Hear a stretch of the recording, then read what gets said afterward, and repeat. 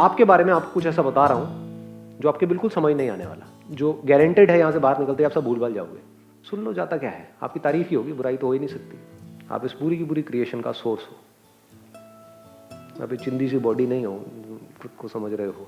जितनी भी बॉडीज हैं, चाहे वो इंसान की हो, जानवर की हो, या पेड़ पौधों की हो, इस प्लैनेट पे हो या कहीं पर भी हो, उन सब का जो सोर्स है, उन सब का जो मटेरियल है, वो आप।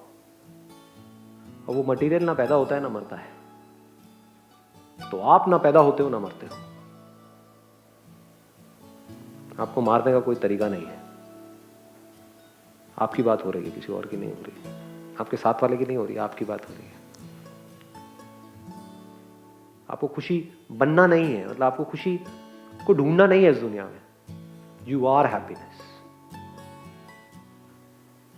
दुखी होने की कोई वजह ही नहीं है। फिर भी हम दुखी होते हैं, क्यों होते हैं? गलत समझ है जी। आपको किसी से प्यार करना नहीं है, आप प्यार हो। What is love? कुछ है ना जिसकी वजह से सब कुछ जुड़ा पड़ा है, वो प्यार है। वो प्यार आपसे अलग नहीं है, वो ही आप हो। जिसको हम प्यार समझते हैं, जिसको हम प्यार बोलते हैं, वहां पे अलग होने का डर हमेशा बना रहता है। तो अगर प्यार की गहराई को आपने एक्सपीरियंस कर लिया, there is no fear of separation there. खुद को समझ लिया, तो अब आप सबके साथ में एक हो गए हो। ये बॉडी कैसी हो गई फिर आपके लिए? इंस्ट्रूमेंट की जैसी हो गई। खेलते रहो। You will take care of it in every possible manner. But ये बिल्कुल क्लियर आपको पता होगा कि this just an instrument to see, an instrument to hear, an instrument to experience. But I am the experiencer who is experiencing through this instrument. Not just through this instrument, through all the instruments. जो गलत फहमी है ना, जो आप लोगों के दिमाग में प्लांट कर दी गई है बचपन से ही, वो क्या है कि जैसे हर जूते में अलग अलग सोल्स होते हैं, ऐसी हर बॉडी में अलग अलग सोल्स होते हैं। ये तेरी आत्मा है, वो मेरी आत्मा है, ये उसकी आत्मा है। वो आत्मा यहाँ से निकलती है, फिर वहाँ जाती है, फिर वो दिखती है, वो नहीं दिखती है, वो भूत प्रेत बन जाती है, वो ये होता है। सब बकवास है। सच क्या है कि there is no division of any kind. जैसे यहां पर जो स्पेस दिख रही है आपके और मेरे बीच में, ऐसे ही मेरी बॉडी के अंदर भी स्पेस है ना। जब मुंह खोलते हो तो अंदर स्पेस नजर आती है ना। तो क्या वो जो बॉडी के अंदर स्पेस है और जो बाहर स्पेस है, वो दो है या एक ही है? स्पेस में एक्चुअल में कोई डिवीजन है? अरे नहीं है जी। हम स्पेस को, जो भी डिवीजन है वो सब इमेजिनरी है। जैसे बोलते हैं ना, ईस्ट वेस्ट नॉर्थ साउथ। कहां है ईस्ट, कहां है नॉर्थ, कहां है साउथ?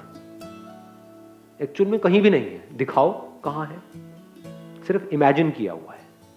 जो स्टार्स हैं या जो भी ये प्लैनेट है, आप इसके नहीं बने हो, ये सब आपका बना है। जैसे एक माँ होती है ना, उसके लिए बच्चे का मतलब क्या है कि वो बच्चा मुझ में से निकला है, तो उससे प्यार करना नहीं पड़ता, प्यार होता है।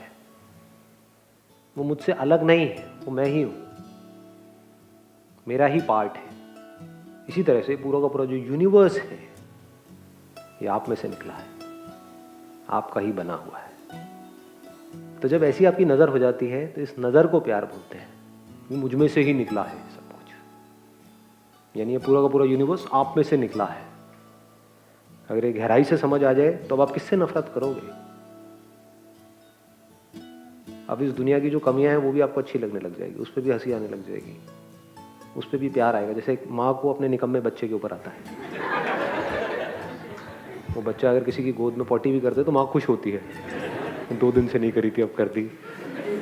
वो बंदा दुखी हो रहा है, क्या गंद मचा दिया है, कि माँ खुश हो रही है, तो माँ उस बच्चे की गंदगी में भी खुश हो रही है। तो अगर ऐसी आपकी नज़र हो जाए, तो अब आपको किसी से भी, जिसके भी साथ आप रिलेशनशिप में हो, जिन भी लोगों से आप जुड़े हुए हो, उनसे प्यार करना नहीं पड़ेगा, सबसे प्यार हो जाएगा। और जो प्यार करता है उसकी लड़ाई झगड़े होते हैं। जिनको प्यार होता है वहां पर कोई लड़ाई झगड़े नहीं होते, होने की गुंजाइश ही नहीं है। एक है तरीका, जिस तरह से सब जी रहे हैं उसी तरीके से जीने का। तो क्या होगा? डर में जियोगे, लड़ मर के जियोगे, अकेलेपन में जियोगे, अकेलेपन में मरोगे, रोते ही रहोगे, बार बार से हंसोगे, थोड़ा बहुत देर के लिए, कभी कभी तुक्के में, अंदर से रोते रहोगे। और खुद को बारीकी से समझ लिया तो क्या होगा, बाहर से चाहे रोते रहोगे लेकिन अंदर से हंसते रहोगे। बड़ा फर्क है। यानी अगर आप खुद को अच्छे से समझ गए हो, उसके बाद में आपकी वाइफ आई आपको आकर के कुछ चीख चिल्ला करके बोला, बाहर से रोने लगते हो, उसकी क्या बोलते हैं तुम्हें पता है मेरा दिल कितना दुखता है। हाँ, अंदर से हंस रहे हो, ठीक है जी, अरे नहीं नहीं नहीं नहीं मैंने ही कोई गलती कर दी होगी, कोई नहीं, हो जाती है, इंसान है, इंसान से गलती हो जाती है, कोई बात नहीं, क्या हो गया। तो दुखी होने की कोई वजह ही नहीं रहेगी, क्योंकि अगर वो वाइफ आपकी आपसे अलग है तो आप उससे लड़ो, आप ही हो तो। जैसे आपके मुंह में जो दांत है वो आपसे अलग है या आप ही हो? अगर अभी मैं आऊं आपके दांत तोड़ने के लिए तो दांत के पास में एक जीभ जैसी चीज नजर आएगी। जीभ है आप लोगों के मुंह में? कोई ऐसा भी नकली बैठा है यहाँ पे जीभ नहीं है जिसके मुंह में? हाँ। तो अगर आपके दांतों के बीच में आपकी जीभ आ जाए तो क्या करोगे? तोड़ दोगे अपने दांतों को? उनकी इतनी हिम्मत कैसे हुई? जीभ को काटा। वो जीभ जिससे मैं पता नहीं क्या क्या चखता रहता हूँ, चखती रहती हूँ, वो जीभ जो मुझे इतना मजा देती है, उस जीभ को काट दिया तूने। तोड़ोगे अपने दांतों को लेकर के? तोड़ा नहीं। क्यों? दांतों ने गलती करी, पनिश करो उनको। क्यों नहीं कर रहे? क्योंकि दांत भी आप हो, जीभ भी आप हो। ये है खुद को समझने का मतलब। जब सब कुछ ही आप हो तो किसका क्या करोगे?